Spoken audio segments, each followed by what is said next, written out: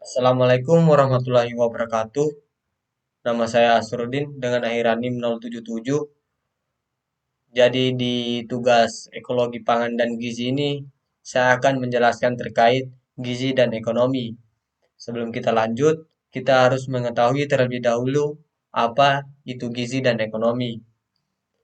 Zat gizi adalah ikatan kimia yang diperlukan tubuh untuk melakukan fungsinya. Zat gizi menghasilkan energi, membangun dan memelihara jaringan serta mengatur proses-proses kehidupan. Sedangkan ekonomi adalah ilmu yang mempelajari bagaimana secara cara manusia untuk memenuhi kebutuhan hidup dan hidup mereka dengan menggunakan sumber daya yang tersedia. Nah, selanjutnya itu ada hubungan gizi dan ekonomi. Hubungan antara ekonomi dan gizi sangat kompleks dan saling terkait. Ekonomi mempengaruhi berbagai aspek kehidupan manusia, termasuk akses terhadap makanan, pendapatan, pekerjaan, dan infrastruktur kesehatan.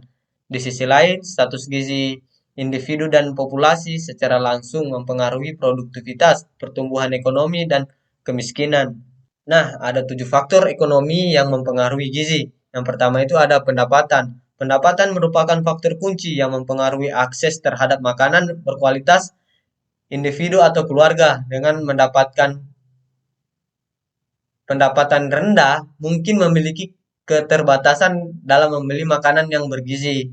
Yang kedua itu ada harga makanan. Harga makanan merupakan faktor penting yang mempengaruhi pilihan makanan. Makanan yang lebih sehat dan bergizi seringkali lebih mahal daripada makanan yang kurang sehat. Yang ketiga itu ada ketidaksetaraan ekonomi. Ketidaksetaraan ekonomi dapat menyebabkan disparitas dan akses terhadap makanan dan layanan kesehatan. Kelompok-kelompok dengan pendapatan rendah akan rentan seperti anak-anak, ibu hamil, lansia, mungkin menghadapi resiko lebih tinggi terhadap kekurangan gizi. Yang keempat itu ada pendidikan dan pengetahuan. Faktor ekonomi juga dapat mempengaruhi tingkat pendidikan dan pengetahuan tentang gizi. Individu dengan pengetahuan rendah mungkin memiliki akses terhadap informasi gizi dan layanan kesehatan yang dapat mengurangi perilaku makan dan pola asuh anak. Yang kelima itu ada infrastruktur dan aksesibilitas. Infrastruktur ekonomi seperti transportasi dan distribusi makanan juga memainkan peran penting dalam aksesibilitas terhadap makanan berkualitas.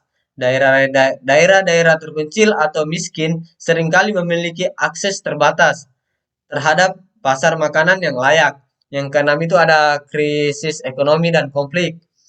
Krisis ekonomi atau konflik dapat menyebabkan penurunan pendapatan dan ketidakstabilan yang berdampak negatif pada akses terhadap makanan dan distribusi gizi. Yang terakhir itu ada pola konsumsi dan gaya hidup. Faktor ekonomi mempengaruhi pola konsumsi dan gaya hidup. Individu dengan pendapatan tinggi mungkin cenderung mengonsumsi makanan yang lebih sehat dan memiliki akses terhadap kegiatan olahraga dan rekreasi yang meningkatkan kesehatan mereka. Nah, selanjutnya itu ada dampak status gizi terhadap ekonomi.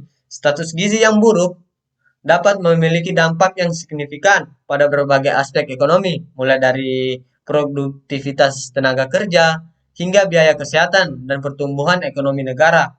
Status gizi yang buruk dapat menyebabkan peningkatan biaya kesehatan, baik bagi individu maupun sistem kesehatan secara keseluruhan. Kondisi gizi yang buruk meningkatkan risiko penyakit kronis dan infeksi yang memerlukan intervensi medis dan pengeluaran tambahan untuk pengobatan.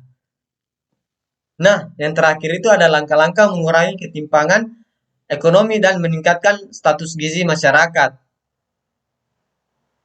Yang pertama itu ada pendidikan dan keterampilan, meningkatkan akses dan kualitas pendidikan, serta melatih keterampilan bagi semua lapisan masyarakat. Hal ini akan membantu mengurangi kesenjangan dalam hal keterampilan dalam membuka peluang ekonomi yang lebih baik. Yang kedua itu ada akses ke layanan kesehatan, meningkatkan akses dan kualitas layanan kesehatan, termasuk program-program masyarakat dan layanan kesehatan reproduksi.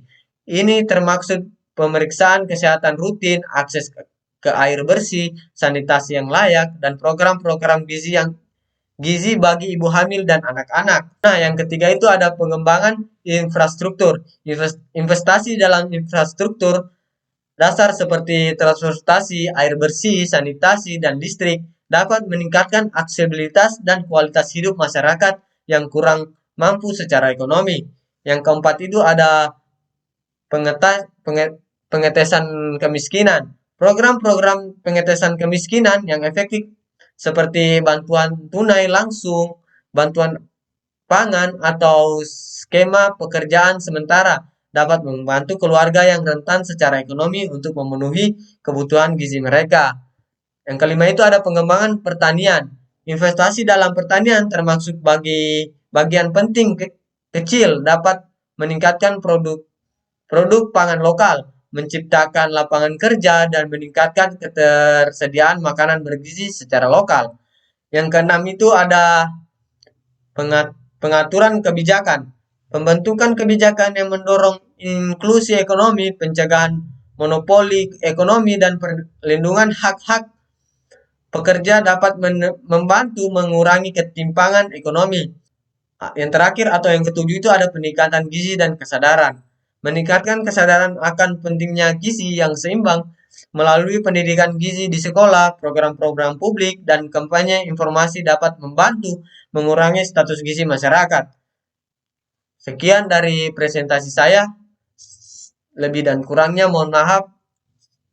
Saya akhiri wabillahi taufiq walhidayah. Wassalamualaikum warahmatullahi wabarakatuh.